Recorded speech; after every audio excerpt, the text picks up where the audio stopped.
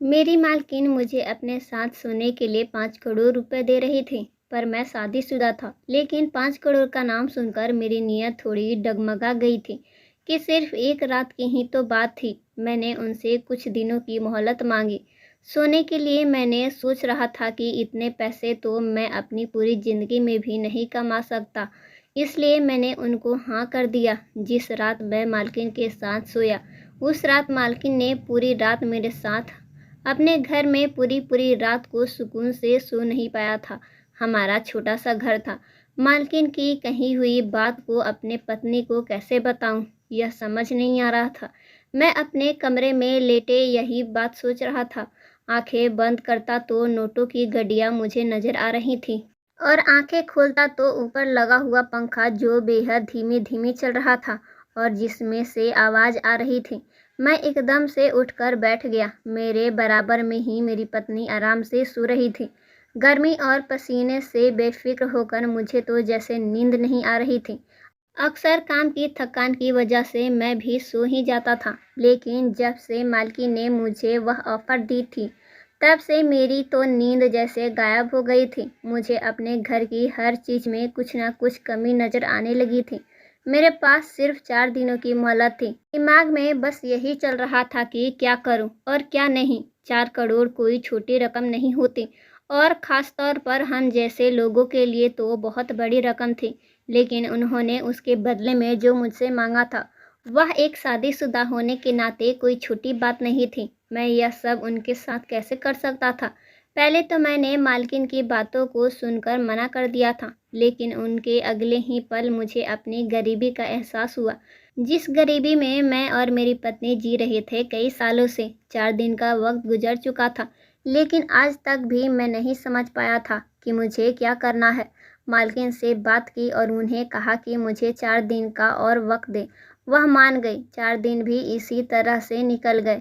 मालकिन ने फिर मुझसे पूछा कि मैंने क्या सोचा है। मैं ना जाने क्यों हाँ में सर हिला दिया और मैं घर लौट आया। मुझे लालच आ गया था। अभी तक मैंने अपनी पत्नी से बात तक नहीं की थी। आखिर क्या बोलता मैं उससे। फिर मैंने सोचा कि जैसे तैसे करके मैं उसे मना लूँगा। दिमाग में बस 4 करोड़ चल रहे थे। लग रहा था कि एक बार यह पैसे आ जाए तो हमारी कितनी परेशानियां खत्म हो जाएंगी। यह कहानी तब शुरू हुई जब मैं अपनी पत्नी के शौक पूरे करने के लिए कंपनी में नौकरी शुरू की। मैं कंपनी में काम करता था और वहां पर सुपरवाइज़र था। वैसे तो वहां पहले भी काफ़ी आदमी सुपरवाइज़र का काम करते थे, लेकिन ना जाने क्यों मालकिन मुझ पर बहुत मेहरबान थी और मेरे साथ हमेशा प्यार से ही पेश आती थी, जैसे उनका व्यवहार दूसरों लोगों के साथ था। मेरे साथ वैसा व्यवहार बिल्कुल भी नहीं था। कई बार वह दूसरे लोगों पर गुस्सा भी हो जाती थी, पर मुझ पर वह कभी भी नाराज़ नहीं हुआ करती थी। ऐसा नहीं था कि मुझसे कोई गलती नहीं होती थी। जाने क्यों वह मुझ पर बहुत मेहरबान थी। मुझे नौकरी करते हुए ज़्यादा समय नहीं हुआ था, लगभग 9 से 10 महीने का समय ही हुआ था, लेकिन इतने ही समय में उनका काफ़ी ध्यान मुझ पर था। मेरे साथ साथ ऑफिस के दूसरे लोग जो वहाँ पर काम करते थे, वह भी हैरान थे। अक्सर लोग मुझसे यही कहते थे कि भाई हमें भी ऑफिस में ज्वाइन किए हुए 4 साल का वक्त हो चुका है, लेकिन मालकिन ने आज तक हमारी तनख्वाह सिर्फ एक बार ही बढ़ाई है, वह भी इतना कहने पर। लेकिन तुम्हें तो सिर्फ 6 महीने हुए हैं, तुम्हारी तनख्वाह इतनी ज़्यादा कैसे बढ़ गई? ऊपर से उन्होंने तुम्हें बोनस भी दे दिया है। ऐसा कौन सा काम करते हो कि मालकिन इतना मेहरबान है तुम पर? मुझे बखूबी समझ आ रहा है। उतने में ही एक दूसरा आदमी कहने लगा, कहा कि अरे मालकिन तो इसकी खूबसूरती पर फिदा है, इसलिए इसके ऊपर इतनी मेहरबान हो रही है, वरना उसको आता ही क्या है। हम लोग जितना काम करते हैं यह उसका आधा भी नहीं करता। यह बात सुनकर मुझे बिल्कुल अच्छा नहीं लगा था। बहुत मुझे गुस्सा आया था। मैंने उन्हें कहा कि तुम अपनी जुबान संभाल कर बातें करो। मैं भी वही काम करता हूँ जो तुम करते हो, उसके अलावा और कोई काम नहीं करता। मैं मालकिन के लिए क्या करूं? अगर वह मुझे तुम लोगों के ऊपर रखती है, तो अगर तुम लोगों को इतना बुरा लग रहा है तो तुम जाकर बात करो, मुझ पर इल्ज़ाम मत लगाओ, मैं चिल्लाकर बोला था। फिर लोग वहां जमा हो गए थे। एक दो आदमी मुझसे बहस करने लगे। उतने में ही देर मालकिन भी वहां पे आ गई और पूछने लगी कि क्या बात हो रही है। जो आपस में लड़ रहे हो। ना जाने मुझे क्या हुआ था, मैंने भी बेशर्म के तरह उनको सारी बात बता दी, उन आदमियों के बारे में भी बता दी। वह उनके लिए इस तरह की बातें बोल रहे हैं। वह आदमी उनके सामने नजरें झुकाए चुपचाप खड़े थे। वह कहने लगी कि इस कंपनी की मालकिन हूँ मैं, मेरी मर्जी मैं जिसकी सैलरी बढ़ाऊं। अगर किसी को कोई परेशानी हो तो आज से यह जॉब छोड़ के जा सकता है। आप लोग कौन होते हैं किसी के भी बारे में उल्टा सीधा बोलने वाले? किसने हक दिया है आप लोगों को बोलने का? मालकिन का इतना कहते ही बाकी आदमियों की तो जैसे बोलती ही बंद हो गई। मालकिन कहने लगी कि आगे से मैं इस तरह की बातें ना सुनूं तो ही अच्छा होगा। अगर मेरी कंपनी में अब से ऐसी बातें हुई तो मैं उस समय ही नौकरी से निकाल दूंगी। मैं तो सोच रहा था कि वह कितनी अच्छी इंसान है और मुझे बहुत सुकून भी था, लेकिन शायद मेरी सोच गलत थी, क्योंकि जब हकीकत मेरे सामने आई तो मैं बेहद हैरान रह गया था। एक दिन मेरी कंपनी की मालकिन ने कहा कि जब सारा काम खत्म हो जाए तो उसके बाद तुम मेरे ऑफिस में आना, मुझे तुमसे कुछ ज़रूरी बात करनी है। शाम का जब समय हुआ तो सब लोग अपने घर जा रहे थे। कंपनी बंद होने का समय हो गया था और मैं अभी भी ऑफिस में ही था। इंतजार कर रहा था कि वह मुझे कब बुलाएं और उसने मुझे अपने केबिन में बुला लिया और वहां पर कोई भी नहीं था, सिर्फ मैं था। मुझे बेहद घबराहट हो रही थी। उन्होंने मुझे अकेले क्यों बुलाया है? क्या बात है?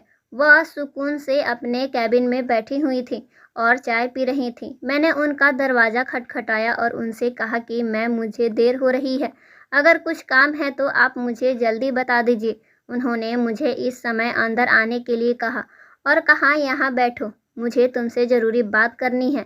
मैंने पहले अपनी घड़ी की तरफ देखा और बड़े ही बुझी हुई से अपने सामने कुर्सी पर बैठ गया। मेरे दिमाग में बस यही चल रहा था कि कितनी देर हो गई है, मेरी पत्नी भी घर पे इंतज़ार कर रही होगी और उन्होंने मुझे यहाँ बैठने के लिए क्यों कहा। मैं चुपचाप बैठकर उनके मुंह की तरफ देख रहा था कि क्या कहने वाली हैं। कुछ देर तक उस कैबिन में बिल्कुल शांति रही। वह मुझे ध्यान से देख रही थी और मन ही मन मुस्कुरा रही थी। उनकी नज़रों में मुझे कुछ ठीक नहीं लग रहा था। मुझे नहीं पता था कि मैं उनकी अजीब सी सोच का शिकार होने वाला था।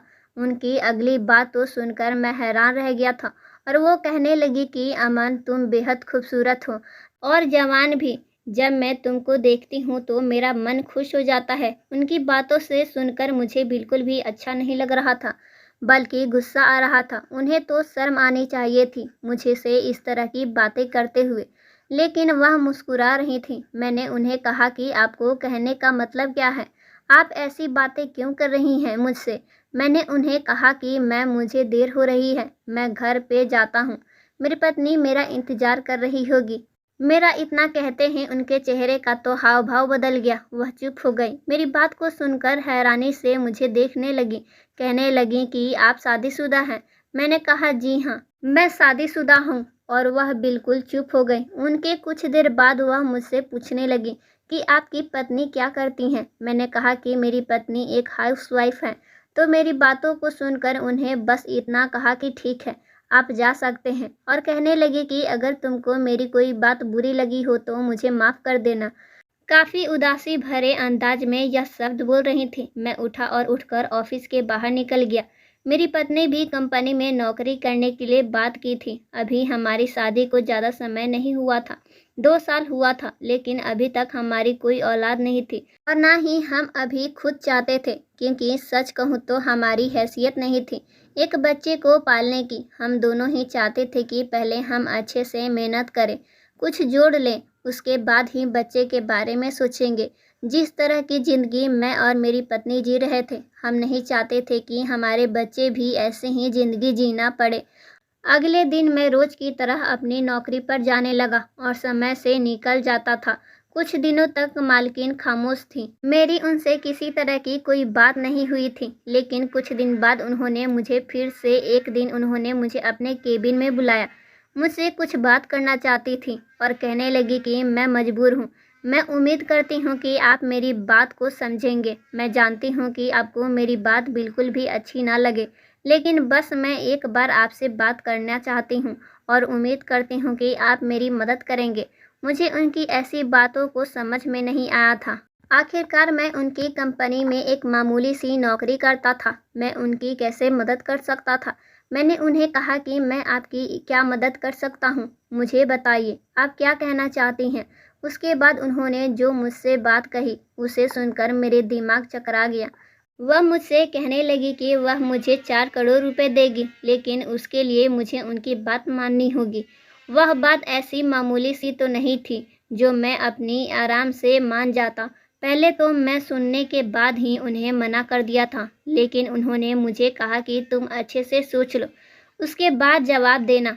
मैं भी एक बार सोच में पड़ गया, क्योंकि यह रकम तो वाकई बहुत बड़ी थी। ऊपर से हमारा जो हाल था, उसमें हमें पैसे की बहुत ज़रूरत थी। मैंने कहा कि मैं आपको कुछ दिनों में बताता हूँ, और मैं उठकर उनके ऑफिस से बाहर निकल आया। उन्होंने कहा कि तुमने जितना समय मांगा है, मुझे उतने समय के अंदर ही जवाब दे देना। मेरे पास ज़्यादा समय नहीं था, और मुझे अपनी पत्नी से एक बार पूछना था। उसे तो पता नहीं था। उसके बिना इजाज़त के मैं यह काम नहीं कर सकता था, क्योंकि उसने हमेशा मेरा ख्याल रखा था। इतनी परेशानी में भी हम दोनों मियाँ बीवी ने एक दूसरे का साथ हमेशा दिया था। एक दूसरे को हमेशा समझते थे, और एक दूसरे का साथ मिलना ही अपने हालात को बेहतर बनाने के लिए काम आते थे, और मेहनत कर रहे थे। लेकिन जो बात मुझे अपनी पत्नी से करनी थी, वह छोटी बात तो नहीं थी। कहीं न कहीं मुझे विश्वास था कि वह मेरी बात को सुनते ही मना कर देगी। सिर्फ 1% ही उम्मीद थी कि शायद वह मान जाए, हमारी गरीबी और हमारी लाचारी को देखकर, और मुझे समझने की कोशिश करे। अगर वह मेरी बात मान जाती है, तो उससे बस कुछ महीनों के लिए ही तो उसे दूर रहना था। उसके बाद तो हमारे पास पैसे ही पैसे होते, और हमारी ज़िंदगी में पैसे होते हमारी ज़िंदगी बेहद खुशहाल होती। लेकिन कुछ महीनों भर पता नहीं वह मानेगी या नहीं। समझ नहीं आ रहा था कि उसे कैसे पूछूं। कहीं वह गुस्से में मुझे थप्पड़ मार दे। हजारों बातें मेरे मन में आ रही थी। आखिर बात उसकी शायद इज्जत पर जो लगने वाली थी। कोई भी औरत इस तरह की अपनी इज्जत पर दाग लगाकर पैसा नहीं लेना चाहती। और पूरी रात मैंने बेहद बेचैनी से गुजारी थी। बस यही सोच रहा था कि कैसे बात करूं। समय भी तो कम था, बात तो मुझे करनी ही थी। हमारा आमदनी कम था और खर्चा ज़्यादा था, इसलिए जैसे तैसे महीने गुजर जाते थे। हम दोनों मेहनत इसलिए करते थे कि हम अपना घर खरीद पाएं। जैसे तैसे हिम्मत करके मैंने अपनी पत्नी से आज रात को बात करने का सोचा, लेकिन उससे पहले मैंने उसकी पसंद का सारा खाना बनवाया। जब शाम को मैं घर आया तो बना हुआ पसंद का खाना देखकर पत्नी के चेहरे पर अलग सी खुशी आ गई, लेकिन साथ ही परेशानी भी देखते हुए कहने लगी कि यह सब मत बनवाया करो। जानते हो ना कि कितनी महंगी है यह सब खाने की चीज़ें। हमारी हालात यह सब खाने के नहीं हैं। यह पैसे रहते हैं तो हमारे अगले 7 दिन का खाना बन जाएगा। तुमने एक ही दिन में इतना सारा खर्चा क्यों करवा लिया? मैंने कहा कि क्या हम पूरी ज़िंदगी बस यही सोचते रहेंगे कि कहाँ से पैसे बचाएं, कहाँ से नहीं, कहाँ से चीज़ें लाएं, क्या खाएं क्या नहीं। उसकी बातों को सुनकर मैंने कहा कि तुम जानती हो ना कि सब कुछ तो हमारे सामने है। अब हमारा नसीब ही ऐसा है तो हम क्या कर सकते हैं। मेहनत तो कर ही रहे हैं ना। देखो, शायद समय के साथ ही इन हालातों से बाहर आ जाएं। मैंने अपनी पत्नी को कहा कि मुझे एक काम मिला है। अगर तुम मेरा साथ देती हो तो हम एक ही साल में करोड़पति बन सकते हैं। मेरी बातों को सुनकर उसने खाना साइड कर दिया। कहने लगी कि ऐसा कौन सा काम मिल गया है जिसमें कि हम करोड़पति कुछ ही महीनों में बन जाएंगे। मैंने सारी बात बता दी। उसने बेहद खामोशी के साथ मेरी बात सुनी। उसको बताते हुए मेरी जुबान लड़खड़ा रही थी। वह बस मेरी तरफ देखे जा रही थी। उसके मन से बात लेने के लिए मैंने उससे कहा कि सोच रहा हूँ कि कल मैं उन्हें जाकर मना कर दूँ। मैं यह काम नहीं कर पाऊँगा। वह मेरी तरफ गौर से देख रही थी। कहने लगी कि तुमने तो मुझे मझधार में लाकर खड़ा कर दिया है। क्या कहूँ मैं तुम्हें। लेकिन जो रकम तुम्हारी मालकिन ने तुम्हें देने के लिए कहा है, वह बहुत बड़ी है। मैं नहीं समझ पा रही हूँ कि तुम्हें क्या जवाब दूँ। शायद वह भी मेरी ही तरह उलझन और परेशानी से गुजर रही थी, जिसे अब तक मैं गुजर रहा था। उसको भी कुछ समझ नहीं आ रहा था कि क्या करे और क्या नहीं। उसके बाद वह मुझे कहने लगी कि ठीक है, तुम उनकी बात मान लो। मेरी मालकिन ने कहा था कि वह भी बे औलाद है, उनका कोई बच्चा नहीं है। बहुत समय से मालकिन बाज है, लेकिन वह अपने पति से बहुत प्यार करती हैं। उन्होंने बहुत डॉक्टर को दिखाया, पर हर डॉक्टर ने मना कर दिया कि उन्हें अभी बच्चा नहीं हो पाएगा। मालिक और मालकिन दोनों को एक बच्चे की इच्छा है। वह कह रहे थे कि वह चाहते तो बच्चे को गोद ले सकते हैं, लेकिन वह ऐसा नहीं करना चाहती। वह अपना खून ही चाहती हैं। उन्हें खूबसूरत बच्चा चाहिए, इसलिए उन्होंने मुझे चुना, क्योंकि मैं भी बहुत ही खूबसूरत हूँ। मालकिन ने उस दिन कहा था कि बस यही वजह है कि जिसकी वजह से मैंने तुम्हारी सैलरी भी बहुत ज़्यादा बढ़ा दी। मुझे सिर्फ बच्चा चाहिए और कुछ नहीं। अब क्योंकि तुम शादीशुदा हो, तुम परेशान मत हो, खुद से नहीं, डॉक्टर की मदद से तो मेरे बच्चे के बाप बन जाओगे। जिस समय मैं प्रेग्नेंट रहूंगी, उस समय तुम्हें मेरे घर में हमेशा साथ रहना होगा, ताकि हम तुम्हारे बच्चे को देख पाएं और तुम्हारा बच्चा एक स्वस्थ और सुंदर बच्चा हो। बस यही चाहती हूँ मैं, उसके अलावा और कुछ नहीं चाहिए। मेरी पत्नी इस बात से राजी हो गई थी। मालकिन को जाकर मैं अगले दिन हाँ कर दिया था और आगे का सारा काम शुरू हुआ और डॉक्टर की मदद से मालकिन प्रेग्नेंट हो गई। जिस दिन मालकिन प्रेग्नेंट हुई, उस दिन मालकिन मुझे जाकर यहाँ से अपने घर ले आई। अब जब तक बच्चा नहीं हो जाता, मुझे उनके साथ उनके घर में ही रहना था और कोई मर्द किसी दूसरी औरत को अपनी पत्नी के साथ आसपास बर्दाश्त नहीं कर सकता। मालकिन के पति भी मुझे देखकर अजीब सी मुंह बनाया करते थे। उन्हें मैं अच्छा नहीं लगता था, लेकिन बस मजबूरी थी। वह मुझे बर्दाश्त कर रहे थे, क्योंकि वह देख रहे थे कि मुझे मालकिन ध्यान रखती हैं। मुझे अपनी पत्नी की बहुत याद आती थी। मैं उससे बहुत कम मिलने जाता था। मालकिन की पूरी प्रेगनेंसी के दौरान मैं मालकिन मुझे अच्छे खाने देती थी, अच्छे अच्छे जगह घुमाने के लिए ले जाया करती थी। उनके साथ शॉपिंग पे जाता था ताकि मालकिन का मन खुश रहे और एक अच्छे और स्वस्थ बच्चा हो। बहुत ध्यान रखते थे। मैं उनकी दवाइयों से लेकर दूध, जूस, हर चीज़ का ध्यान मैं खुद रखता था। मैं भी वक्त गिन गिन कर गुजार रहा था, कब समय खत्म होगा और मैं अपनी पत्नी के पास वापस जा पाऊंगा। मैं जब भी अपनी पत्नी से मिलता था या उससे फ़ोन पर बातें करता था, तो वह अक्सर मुझे उदास दिखती थी। वह उदास रहती थी, कहती थी कि मैं तुम्हें हाँ तो कहती, लेकिन मुझे अब एहसास हो रहा था कि यह कोई मामूली बात नहीं थी। मैं तुम्हें ऐसे किसी और औरत के पास नहीं देख पा रही हूँ। मैं कैसे बताऊँ मैं कैसे समय निकाल रही हूँ। मैंने उसे कहा कि बस कुछ समय की ही तो बात रह गई है। अब तक बर्दाश्त किया है तो आगे भी थोड़ा सा कर लो। तुम जानती हो ना कि इसके बाद हमारा जीवन बदल जाएगा। हम एक सुंदर सा घर खरीद लेंगे, गाड़ी लेंगे, हर दिन की हमारी खाने की परेशानी भी खत्म हो जाएगी। जानती हो ना कि मैंने यह सब कुछ क्यों किया है। और वह अक्सर कहा करती थी कि मुझे पैसे नहीं चाहिए, आज मुझे बस तुम चाहिए। मैं नहीं रह पा रही हूँ तुम्हारे बिना। काफ़ी इंतज़ार करने के बाद वह समय भी आ गया जब यह वक्त भी ख़त्म होने को आया था। मालकिन एक सुंदर और स्वस्थ बेटे को जन्म दिया। बच्चा होने के बाद ही मैं उनके बच्चे को देखा और तुरंत अपनी पत्नी के पास आ गया। काफ़ी देर तक घर का दरवाज़ा खटखटाया, लेकिन दरवाज़ा नहीं खुला। पत्नी को फ़ोन करने की भी कोशिश की, पर उसने फ़ोन नहीं उठाया। जब बहुत देर हो गई तो आस पड़ोस वाले मदद से दरवाज़ा तोड़ा। अंदर का नज़ारा देखते ही मेरे पैरों तले से ज़मीन खिसक गई। मेरी पत्नी ज़मीन पर गिरी हुई थी। मैं ज़ोर ज़ोर से रोना चिल्लाना शुरू कर दिया। बहुत देर हो चुकी थी। वह इस दुनिया से जा चुकी थी। शायद मुझसे दूरी गम बर्दाश्त नहीं कर पा रही थी। मैं नहीं जानता था कि वह किस हद तक परेशान हो चुकी थी। वह दुनिया से चली गई थी। मैंने यूं ही रोते कई दिन गुजार दिए और मेरे पास कोई और रास्ता नहीं बचा था।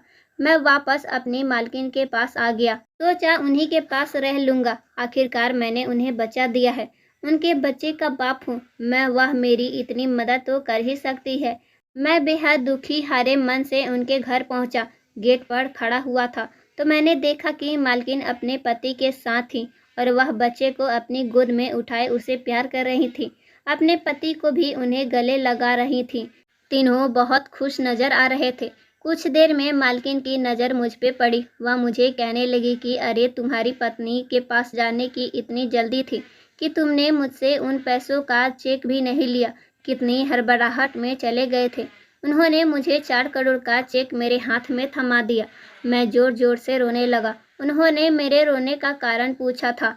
मैंने बताया कि मेरी पत्नी मुझसे दूर होने का गम बर्दाश्त नहीं कर पाई और इस दुनिया को छोड़ के चली गई। मैंने तो यह काम सिर्फ इसलिए किया था ताकि उसकी और मेरी ज़िंदगी अच्छे से गुजरे, लेकिन यहाँ तो कुछ और ही हो गया। मैंने वह पैसे लेकर उस शहर को छोड़ के दूसरे शहर में एक घर खरीद लिया और एक छोटी सी कंपनी भी खोली। कुछ ही महीनों में मेरा बिजनेस तरक्की करने लगा। कुछ सालों बाद मेरी मुलाकात मेरी मालकिन से हुई। बिजनेस के सिलसिले में तो उस वक्त मालकिन मुझे पहचान नहीं पाई। मैंने कहा कि आप ठीक तो हैं ना? तो वह मुझे बहुत चौंक कर देखी और बोली कि कौन हो तुम? मुझे मालकिन बहुत दुखी और कमज़ोर लग रही थी। मैंने कहा कि अमन हूँ, उनके कंपनी में काम करने वाला। यह सुनकर वह रो पड़ी और मुझसे लिपट कर और बोली, मैंने बहुत ढूंढा तुम्हें, तुम कहीं नहीं मिले। मैं बहुत अकेली हो गई हूँ। मालकिन ने ऐसी बात बताई जिससे मैं हैरान रह गया। मालिक अब इस दुनिया में नहीं थे। वह बच्चा उनका नहीं किसी और का है। यह सोचकर उनको बीमारी हो गई थी और कुछ वक्त बाद वह मर गए। मालकिन को किसी के साथ की ज़रूरत थी। फिर मैं भी तो अकेला था। मेरी भी पत्नी मर चुकी थी। मुझे भी किसी के साथ चाहिए था। मैंने मालकिन से शादी कर ली और उस बच्चे को अपने माँ और बाप दोनों का प्यार मिल गया। इंसान लालच करता है, उसको सीख मिलती ज़रूर है। लालच का फल हमेशा बुरा होता है। तो दोस्तों, यह कहानी कैसी लगी कमेंट बॉक्स में ज़रूर बताइएगा। चैनल पे नए हैं तो चैनल को सब्सक्राइब करके, कहानी अच्छी लगी हो तो लाइक ज़रूर कीजिएगा। मिलते हैं एक नई कहानी के साथ।